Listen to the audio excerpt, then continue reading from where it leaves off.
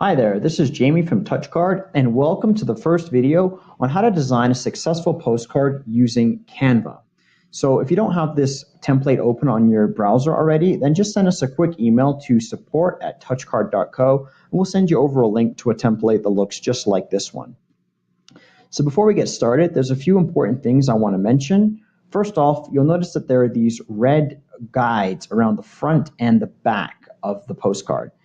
These guides are important to keep in mind while designing because they represent the safe area. So you want to make sure that all of your important elements, such as your headline and your logo, stay inside of these guides. And that's just going to ensure that nothing gets cut off during the printing and trimming process. You'll also notice that there's this big red rectangle on the back of the postcard. And this is where your customer's name and address is going to get printed. So you also want to make sure that none of your important elements appear in this area either. So with that said, let's get started on the design of the postcard. So we're going to start with the front. And as you can see, we have two main elements. We have a headline and a background image. So when it comes to the background image, we typically suggest using an in-use product shot if you have one. If you don't have one, then you can use something a little bit more generic that still makes sense with your brand. So to get started uploading your own image, just click on the example image to select it and press delete. And that's going to get rid of the example. And come over here to the controls and press this uploads button. And you want to press this upload your own images. And Canva will then walk you through uploading an image from your computer. In this case, I'm just going to use this image to save time. So I'm going to click it once and it's going to appear on the canvas. We can then move it around to wherever we like. And we can also resize it by holding down the control button on the keyboard and just coming over to one of the corners and dragging to resize. Okay, so once you're happy with the placement of the background image, the next thing we're going to edit is the headline. So just double click on the text to start editing. Okay, and you can change this text to anything that you like. We're just going to stick with thank you for this example because it's nice and concise. You can also select the text and then come up here to these controls to make other edits, the color and the size and things like that. Okay, so once you're happy with the placement of the background image and you've made whatever changes you want to make to your headline, you're now ready to start editing the reverse side of the postcard. So let's just scroll down. And as you can see, we have a few different elements on the back. We have a headline, we have a few lines of body text, we have this discount box, we have a logo, and we have our background image. So we're going to start with the headline. Again, just double click on the text and you can edit this to anything that you like and make further changes up here. Once you're happy with that, the next thing we will edit is this body text. So again, double click on it and you can change it to anything that you want. Now, I will suggest that you stick with something similar to what you see in the example here. And the reason I say that is because we know this layout works. So just to go over the layout briefly, it's just 3 short sentences. And the first sentence is just a lead-in from the headline. So it says, welcome and thank you for ordering at Maggie's. Then the second sentence is a transitionary sentence that transitions from this to our actual call to action or our offer. And it just says, to show our appreciation, here's a little something on us. And it also explains to the customer why we're offering them this discount. So in this case, it just tells them that we appreciate them. And for that reason, we'd like to offer them this nice 25% off discount. And then we have the call to action, which just says, use the code below to save 25% on your next order. And of course, we have the benefit of taking action right here. So as I said, you probably want to keep this fairly similar to this example, but you definitely want to change this from Maggie's to your own shop name. And you might want to change the discount percentage to something else. One thing I will say, though, is our data suggests that discounts in the range of 15 to 25% get the best response. So if it's possible, I do suggest that you offer a discount somewhere in that window. Okay, so once you're happy with the body text and you've made the appropriate adjustments, The next thing we're going to play with is this discount box. And this discount box is where you'll be able to place your automated discount once you upload this design into the Touchcard app. And you can just click on this box, and then you can actually drag it to anywhere that you want to place it on the postcard. And we're just going to stick with the bottom left-hand corner for this example. And if you're going with this general layout, then I would suggest that you just keep it down here because it just flows nicely with the other elements on the page. Okay, once you've placed the discount box, the next thing we're going to edit is the logo.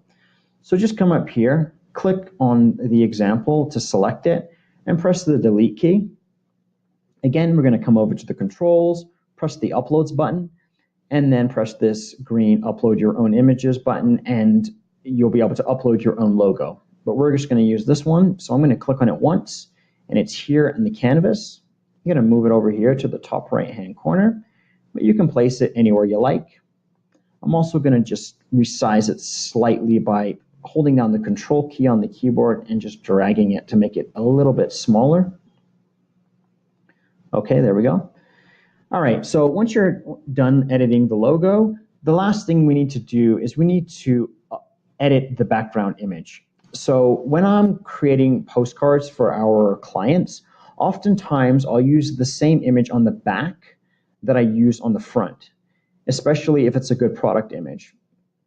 But if you want to just keep things simple, you can also go with a plain white background, and that will look very good as well, especially if you're using a dark text. It'll have a really nice contrast, and it'll be really easy for your customers to read. If you'd like to just keep it simple and go with a plain white background, then all you have to do is just click on the existing background image and then press the delete key, and that'll delete the overlay. You then click on the background image one more time, press the delete key again, and that deletes the background image. And we have this nice white background with this dark text. So if you want to go with the plain white background, then from here, you just need to delete these guides. And you can do that by selecting them, by clicking on them one by one and pressing the delete key, and Canva will delete them. Okay, once you've deleted them, you just come up here, press download, select JPEG for image type, and then press this download button, and Canva will begin downloading these files to your computer. Now, on the other hand, if you'd like to use the background image from the front of your postcard or any other background image, I'll show you how to do that right now. So you'll want to come over here to the controls again, press the uploads button, and then press this green upload button to upload an image from your computer. We're going to just stick with this one again. And so I'm going to click on it once, and Canva brings it into the canvas. I can then just adjust it like I did for the front of the postcard. So I'm going to make it bigger so it covers the entire backside of the card. And as you can see, we now have our background images with all of our other elements on top. And that's how we want it to be. But it obviously doesn't look very good, and the contrast is very bad, so we need to fix that. In order to fix that, we're just going to add a light overlay to improve the contrast. So we just need to come over here to the Elements button and press it. Press this Shapes option, and click on this white square, and Canva will bring it into our canvas. We then need to adjust the size so that it covers the entire canvas. So it should be completely white. Okay, once that's done, you'll probably have to come up here to this Arrange button and press it, and then just keep pressing this back button until all of the other elements appear on top of the white shape, including the guides. Okay, and then you should have something that looks like this. You should have a white background with your elements and these red guides. The next thing we need to do is we need to adjust the transparency of this white shape so that we can actually see the background image. So to do that, just click in the white area to make sure the shape is actually selected. Come up here to this transparency control and click it, and you'll be able to adjust the transparency to anything that you like. So you can play with this until you find something you think looks good, but usually something in the range of 70 to 80 looks pretty good. So we're going to stick with 80. Okay. And once you've done that, and once you're happy with the way that your design looks, the last thing you need to do is you just need to delete these red guides so they don't appear on the postcard when it's printed. To do that, just select them by clicking on them one by one and press the delete key.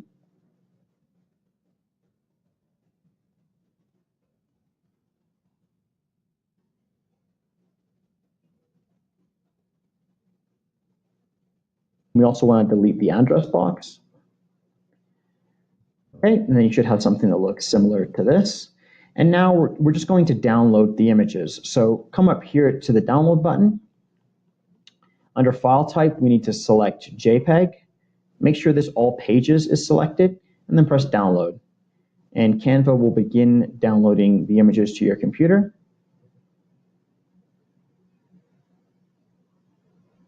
It might take a few seconds.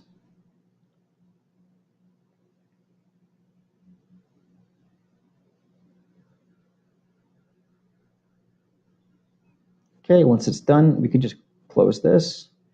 And then you just need to find the images wherever your browser downloads them to. So in this case, they should be in this folder.